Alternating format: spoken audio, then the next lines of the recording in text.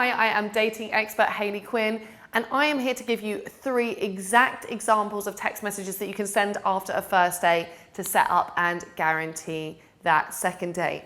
Now, you might have recently watched my video about 3 surprising reasons why she didn't want to go on date 2 with you. So each of the text messages in this video relates to one of those core reasons. So you've kind of got to piece the puzzle together and solve the dating issue. So number 1 and most obvious and kind of simple thing to solve is that you don't have momentum.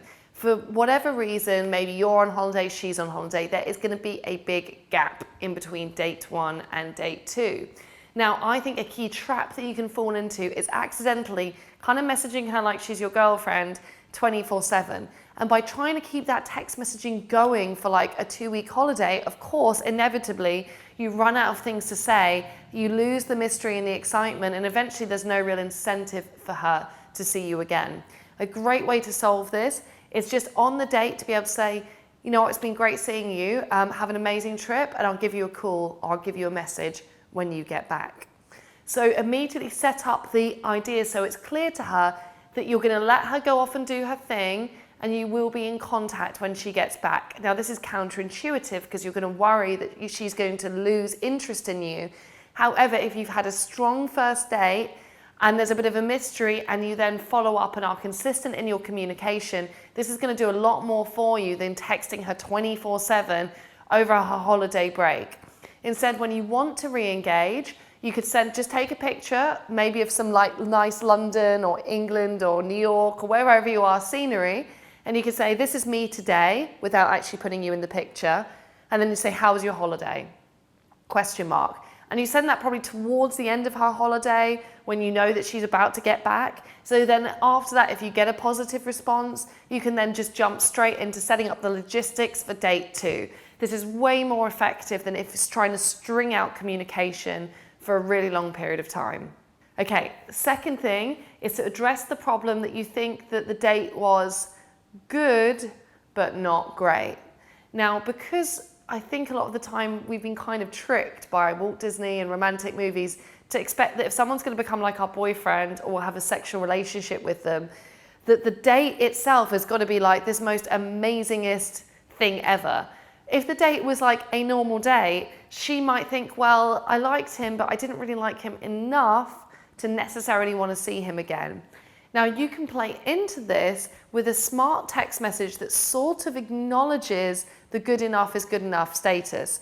So you could say something like, on a scale of 1 to 10, what are your motivation levels feeling like to meet me for a coffee this weekend? Or to go for a hike with me this weekend? Or to meet me for drinks this weekend? Now, this gives her, in a playful, low-pressure way, a really fantastic opportunity to get back to you and convey where she's at in her motivation and enthusiasm levels. If she says 10 out of 10, you can just go straight into setting up the date. If, however, she then goes ahead and says, oh, actually, probably a 3 because I've got a lot on at work, you can find out what her objection is, find out her level of resistance, and then make a counter offer which requires less of her time and her energy. If she said kind of like, I'm not really feeling like a hike, if you then suggest meeting for a coffee in an area that's suitable for her, that's going to be much easier for her to agree to, and she's much more likely to go out for the second date. So what's that message again? On a scale of 1 to 10, what's your motivation levels feeling like to meet me for drinks this weekend? Question mark, winky face. Done. So this final message that I'm going to suggest is something that you have to attach to a little behavior that you're going to do on the date. This is really when you think that it's going okay, but you're not really sure if she's flirting with you or if you've got that spark of sexual attraction and interest, which is going to make her really excited to see you again. A way to create this spike of excitement and interest, which, by the way, if she wants to go invest her time going on a second date with you, she's going to need to feel something. So don't feel bad about doing this. I want you to be brave. I need you to push your comfort zones. On the date, you can find yourself talking about a subject, whether it's traveling somewhere or doing some activity, and you can say, so when I take you out next time, we're going to do dub, dub, dub, dub, dub. It could be, so when I take you out next time, I will have to go hiking in Patagonia. Or so when I take you out next time, you're going to have to teach me how to skateboard then.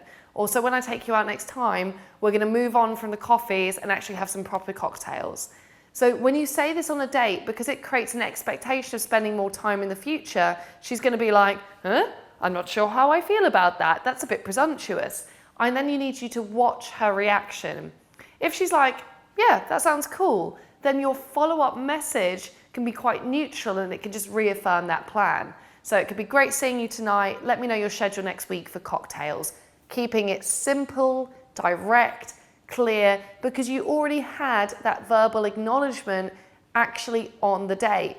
Now, what you can do is if you say, so when we next hang out, we can do this, and you notice her face like she's clearly showing signs or she's not sure, you need to witness and acknowledge that reaction. You can even comment, I can tell you're really enthusiastic, or I can tell you're not that enthused about the going for a hike over the weekend plan. So you can call it out in a way that shows that you're not emotionally affected and it's playful.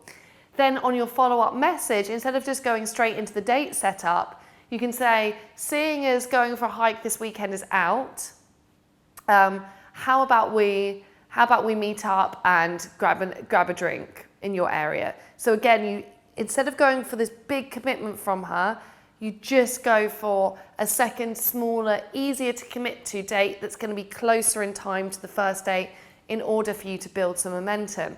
Now, if she pushes back against that and says, I'm not sure, which is normal, right? She's allowed not to be sure. You can then respond by saying, well, you can see it as a hangout, I'll see it as a date, and we can decide which one it is by the end. But let's just grab a coffee. So again, you're allowing her to be uncertain. You're allowing her to not feel the same level of attraction towards you as you do towards her in the beginning. You're demonstrating the confidence that you need to call out how she's feeling, and you're using your text messages to support this spike of tension and this verbal agreement that you actually got on the date. Now, if you want to have more messages, I've got so many more messages, and I know this is a huge area that actually sometimes it's quite easy to WhatsApp the wrong thing to someone or to not quite know how to put out there to go for a second date. If this is you, I can help you out. Go to hayleyquinn.com/Tinder. The link is going to be beneath this video. I've got some messages for you there. I also have a completely free video series for you to watch, which is going to help you to kind of to develop better messages and better ways of communicating and relating to women in a non-sleazy, respectful, but still sexy way. If that is you, head to hayleyquinn.com/Tinder, and I hope you enjoyed the text messages in this video.